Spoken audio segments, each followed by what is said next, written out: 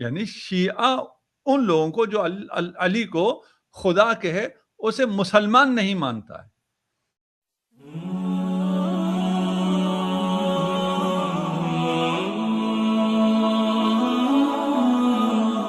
رسول خدا نے فرمایا کہ اگر مجھے اس بات کا خوف نہ ہوتا کہ میری امت بھی علی کے ساتھ وہی کرتی جو عیسائیوں نے حضرت عیسیٰ کے ساتھ کیا، انہیں خدا ماننا، تو میں علی کے فضائل بیان کرتا. دیکھیے ابھی جتنے فضائل ہم تک پہنچے ہیں اس میں 100 سال کی سینسرشپ شامل ہے. 1 صدی کی سینسرشپ اور حدیث پہ سینسر صرف اس لیے لگا تھا کہ علی کے فضائل آگے نہ پہنچے، اور کوئی وجہ نہیں تھی. اور حدیث سے اور کیا دشمنی ہو سکتی تھی، اور سنت سے کیا دشمنی ہو سکتی تھی مسلمانوں کو، صحابہ کو، خلفاء کو، کہ وہ 100 سال حدیث پہ پابندی رہی صرف اس لیے کہ حدیث کو جس جہاں سے بھی بیان کریں، جہاں سے بھی لے کے چلیں، اس میں علی کے فضائل تھے. اور علی کے فضائل سے پھر آگے مشکلات پیدا ہوتی تھی. جو لوگ اقتدار میں تھے اور جو سسٹم نظام بنا تھا وہ سب کو مشکل پیش آتی تھی. اس کے باوجود جو فضائل پہنچے ہیں وہ باقی آپ تمام اصحاب کو ملا لیں اور ادھر صرف ایک امیر مومن کو رکھیں. کیفیت کی بات نہیں کر رہا میں، عدد میں بھی برابر نہیں ہے. کیفیت میں تو ہے وہ بہت بالا ہے. یہاں رسول خدا ارشاد فرما رہے ہیں میرا بڑا جی چاہتا ہے علی تیرے فضائل بیان کرنے کو، کیا کروں، کر نہیں سکتا. اگر کروں پھر جو فضیلت اسی روایت بیان کی ہے، فرمایا اگر میں فضائل بیان کروں تو یہ لوگ مسلمان آپ کے خاک پا کو اپنی آنکھوں کا سرما بنا لیتے، آپ کے وضو کے پانی کو زمین پہ نہ گرنے دیتے، اسے اپنے لیے شفاعت بنا لیتے. تو بتا دیا نا، عقل مند کے لیے رسول خدا نے بتا دیا کہ علی کی باقیوں سے نسبت کیا ہے.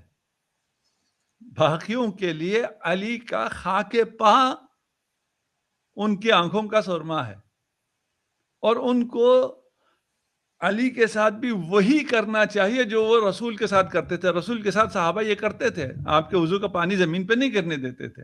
ان کو علی کے ساتھ بھی نفس رسول یہی کرنا چاہیے. پھر فرمایا انت منی انا منک و انت منی، یہ بخاری میں بھی ہے، 4 سارے الفاظ ہیں، انا منک و انت منی. اور بخاری نے جو اس پابندیاں اور اس حالات کی وجہ سے چھوٹی سی کوئی حدیث فضائل صحابہ میں چوتھے خلیفہ کے لیے کچھ تو لکھنا تھا، یہ لکھ دیا. لیکن یہ اتنی عمیق ہے، رسول خدا نے مختصر سے 4 کلمات میں اتنا کچھ کہہ دیا ہے کہ میں تجھ سے ہوں تو مجھ سے ہے. یعنی نفس رسول ہے، قرآن نے بھی کہا ہے نفس رسول ہے. اور نفس کے بعد پھر بات ختم ہو جاتی ہے کہ رسول سے کون قریب ہے، کون فضیلت میں قریب ہے، کون جانشین ہے، یہ تو نفس رسول ہے. اور اس کے بعد آگے حدیث طولانی ہے، اور خوف کے باوجود رسول خدا نے کیا کیا کہا. اور اگر کبھی وقت ملا تو میں انت منی بمنزلت ہارون من موسیٰ، وہ بھی اسی حدیث میں ہے، اسی حدیث میں یہ والا حصہ بھی ہے. اگر آپ اجازت دیں گے تو میں وہی بیان کرنا چاہوں گا انشاءاللہ. آپ مجھے ولادت با سعادت کا واقعہ بتا رہے تھے. چاہتا ہوں کہ بہت سارے ایسے لوگ جو عشق علی میں خلط اور ملت ہیں اور ڈوبے ہوئے ہیں، اور ان کو مزہ آئے گا یہ بات سن کے سمجھنے میں.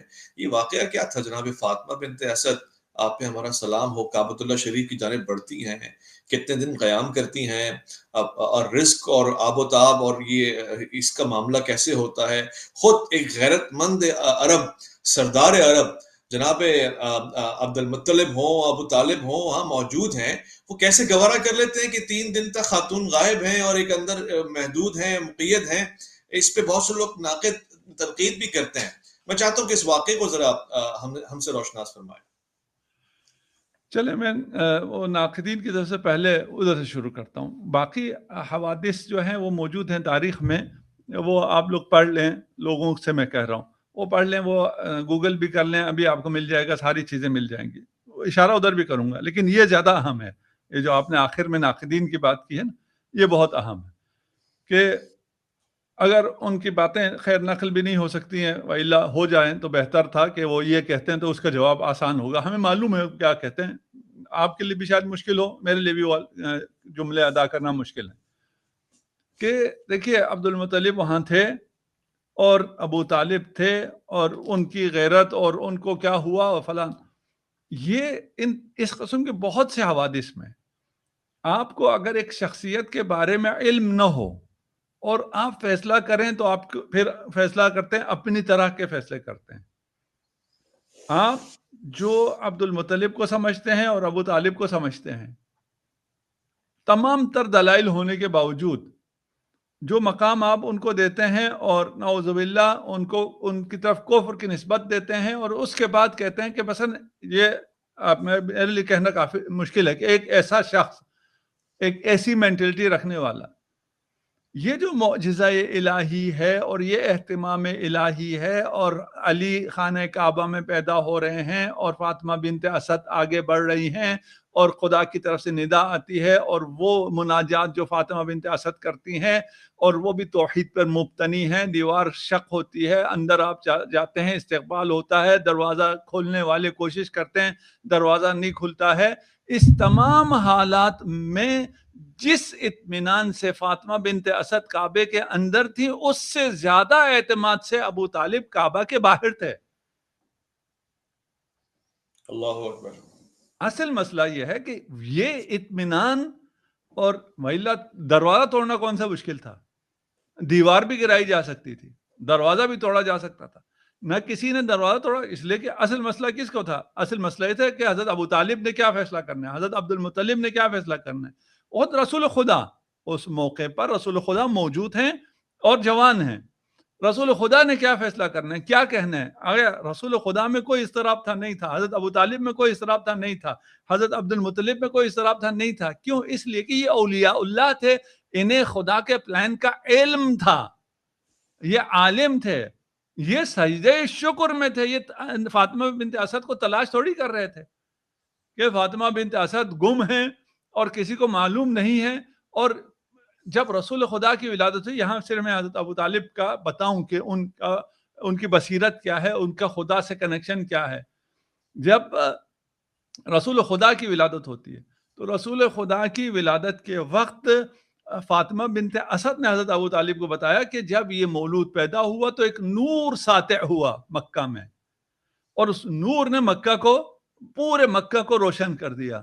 تو حضرت ابو طالب نے فرمایا کہ میں تجھے بشارت دیتا ہوں، ایک بچہ تیرے ہاں بھی ایسا مولود ہوگا جس کے پیدا ہونے سے یہی نور ساطع ہوگا. اس وقت سے معلوم ہے. اگر آپ اس سینیریو میں آ جائیں تو آپ کے سارے اشکالات، اب آپ کا یہ عقیدہ ہے یا نہیں ہے یہ الگ مسئلہ ہے، کہ آپ رسول خدا کو بھی 40 سال تک ایک نعوذ باللہ ایک ایسا شخص جس کو نہ خدا کا پتہ ہے، نہ جبرائیل کا پتہ ہے، نہ وحی کا پتہ ہے، اور وہ اب میں اس سے زیادہ بول نہیں سکتا. اور جس طرح جو نسبتیں آپ حضرت ابو طالب کو لے دیتے ہیں اور اجداد رسول کے لے دیتے ہیں، اور جو آپ حضرت آمینہ کو اور حضرت عبداللہ علیہ السلام کو فی النار کہتے ہیں، ان لوگوں سے اب کیا گفتگو کریں؟ ان لوگوں کو ہم کیا دلیل دیں جو یہ بات کرتے ہوں کہ اگر آپ کے والد، ایک صحابی آیا، یہ بھی آپ کے صحاح میں موجود ہے، ایک صحابی آیا، اس نے پوچھا میرے والد کا کیا بنے گا؟ رسول خدا نے کہا وہ تو کافر برا ہے، وہ جہنم میں ہے، وہ فی النار ہے. وہ روتا ہوا گیا تو پھر رسول خدا نے کہا کہ یہ تو اپنے باپ کی بات کر رہا ہے نا، میرے والدین بھی فی النار ہیں. نعوذ باللہ، جھوٹ ہے. ہم اس پہ ہمارا ایمان نہیں ہے، مسلمانوں کی غالب اکثریت کا اس پہ ایمان نہیں ہے، کسی کا بھی اس پہ ایمان نہیں ہے. یہ چند لوگوں کو چھوڑ کر یا پتہ نہیں کن لوگوں کو چھوڑ کر کسی بھی مسلمان سے پوچھیں اس کا دل ہی نہیں مانے گا کہ ایسا بھی کچھ ہو سکتا ہے. ہم آمینہ کے لال کے قصیدے پڑھتے ہیں اور وہ آمینہ جو ہے وہ جہنم میں، نعوذ باللہ.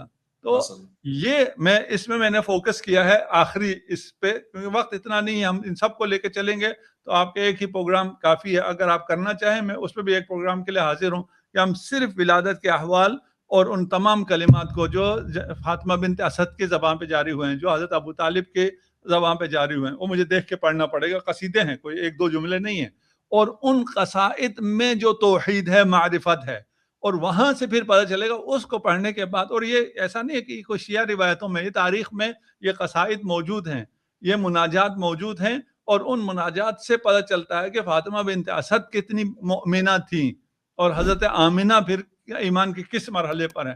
تو یہ ساری چیزیں ہیں، ان کو سمجھنے کے بعد یہ جو ناقدین ہیں انہیں خود شرم آنی چاہیے.